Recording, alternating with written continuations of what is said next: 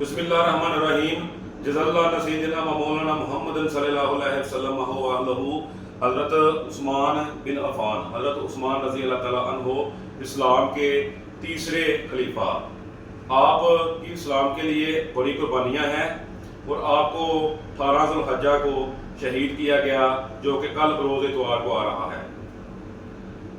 جناب عثمان جب سرکار پیارے آقا حضرت محمد صلی اللہ علیہ وآلہ وسلم حدیبیہ کے مقام پہ صلح کے لیے گئے نا، تو آپ کو پتہ چلا کہ عثمان کو شہید کر دیا گیا ہے. تو آپ نے ادھر سارے صحابہ سے بیعت لی کہ عثمان کا بدلہ لیا جائے گا.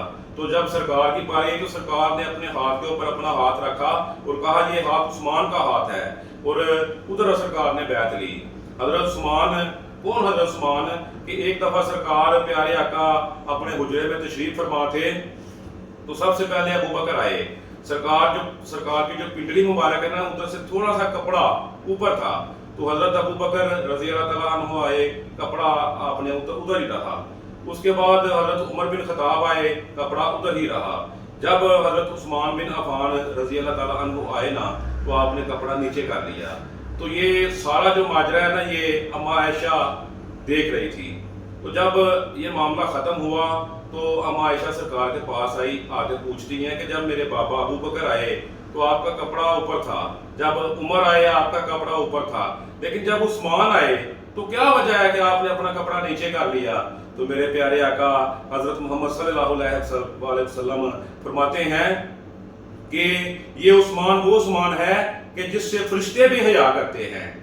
یہ وہ عثمان ہے کہ جن نے ساری زندگی، کوئی بندہ اس چیز کی گارنٹی نہیں دے سکتا، یہ وہ عثمان ہے کہ جس نے اپنی شرمگاہ کو ساری زندگی نہیں دیکھا. یہ وہ عثمان ہے جب عثمان سے فرشتے حیا کرتے ہیں تو میں کیوں نہ کروں. تو آپ نے وہ اپنی پنڈلی جو ہے نا ننگی تھی، جو اس کے اوپر کپڑا کر لیا. اسی طرح حضرت ابو بکر صدیق رضی اللہ تعالیٰ عنہ کے پاس ایک شخص آ گیا، آ کے کہتا ہے کہ میری مدد کیجیے. تو آپ نے فرمایا میرے حالات تو سازگار نہیں ہیں، تم عثمان کے پاس چلے جاؤ اور میرا نام لینا کہ مجھے ابو بکر نے بھیجا ہے. تو جب وہ شخص عثمان کے پاس گیا تو اندر گیا نا، تو حضرت عثمان اپنی بیوی کے ساتھ کوئی چھوٹی سی تکرار ہو رہی تھی، جھگڑا کہہ لیں آپ. تو وہ شخص نے دیکھا کہ جھگڑا کس چیز کا ہو رہا ہے، کہ وہ حضرت عثمان اپنی بیوی سے کہہ رہے ہیں کہ تم نے جو یہ مطلب دیوا وغیرہ جو ہوتا ہے جو جلاتے ہیں آگ کے لیے، اس کی جو اوپر بتی ہوتی ہے اس کو تھوڑا سا اوپر کر دیا، جس کی وجہ سے تیل زیادہ لگتا ہے. تو تمہیں نہیں پتا؟ کفایت اشاری اس کو کہتے ہیں. اپنے گھر میں کفایت اشاری رکھی، اور وہ امیر ترین اس دور میں، حضرت عثمان امیر ترین تھے اس دور میں. تو آپ نے کہا یہ تم نے اوپر کیا، تمہیں نہیں پتا زیادہ تیل خرچ ہوگا. تو وہ شخص دے کے کہتا ہے کہ یہ میری کیا مدد کریں گے، یہ تو ایک تیل کی وجہ سے لڑائی کر رہے ہیں، تو میری کیا مدد کر سکتے ہیں. تو جب وہ شخص جانے لگا تو حضرت عثمان نے دیکھا، اس کو بلا کے کہا آپ کیوں آئے ہیں؟ تو اس شخص نے کہا کہ میں آپ کے پاس مدد کے لیے آیا تھا، مجھے ابو بکر نے بھیجا ہے، لیکن آپ تو تیل کے لیے لڑائی کر رہے ہیں، تو میں واپس جا رہا ہوں. آپ نے کہا اندر آ جا. جب وہ اندر آیا تو آپ نے کہا کیا مسئلہ ہے تمہارا؟ اس نے کہا میرے اوپر قرضہ ہے، میری مدد کیجیے. تو آپ نے کہا کتنا قرضہ ہے؟ اس نے کہا کہ میرے اوپر اتنے درہم قرضہ ہے میرے اوپر. آپ نے کہا یہ اشرفیاں پکڑو، یہ قرضہ اتر جائے گا. اس نے کہا یہ میرا قرضہ اتر کے میں کاروبار بھی کر سکتا ہوں. جب وہ جانے لگا تو آپ نے ایک اشرفیوں کا تھیلا اسے اور دیا اور کہا کہ یہ جو تھیلا ہے نا، یہ میں نے تمہیں اس لیے دیا کہ تجھے ابو بکر نے بھیجا تھا.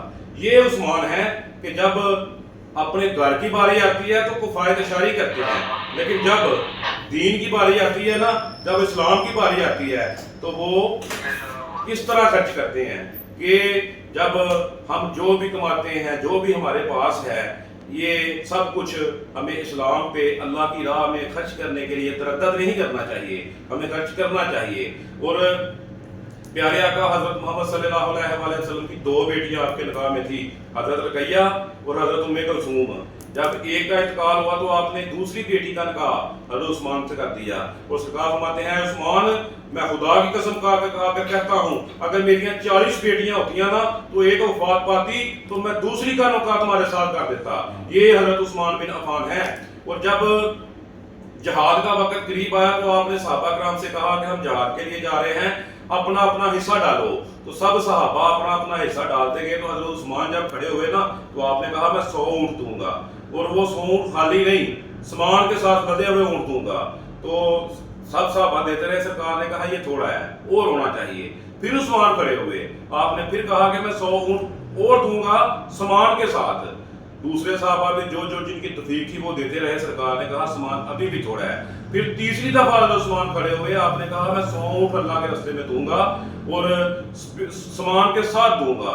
اور حضرت عثمان نے اپنی ساری زندگی, امیر ترین انسان تھے, اور اپنی ساری زندگی میں جتنا بھی پیسہ تھا وہ سارا اللہ تعالیٰ کی راہ میں خرچ کیا ہے. اور جب 18 ذو الحجہ کو آپ کی شہادت ہوئی تو بلوائی جب آئے نا تو آپ نے حملہ کیا تو سرکار نے فرمایا تھا اے عثمان تمہیں شہید کیا جائے گا, اور جب تم شہید ہوگے تم اس وقت قرآن مجید کی تلاوت کر رہے ہوگے. اور ایسے ہی ہوا, جب عثمان پہ حملہ ہوا نا تو آپ قرآن کی تلاوت کر رہے تھے, اور جب آپ پہ پہلا وار ہوا آپ کے خون کا پہلا قطرہ قرآن مجید کے اوپر گرا. تاریخ آج بھی گواہ ہے, وہ قرآن مجید آج بھی محفوظ ہے جس کے اوپر حضرت عثمان کے خون کا قطرہ گرا تھا. تو حضرت عثمان کی اسلام کے لیے, مسلمانوں کے لیے بڑی قربانیاں ہیں, اور تاریخ ان کو ہمیشہ یاد رکھے گی. السلام علیکم.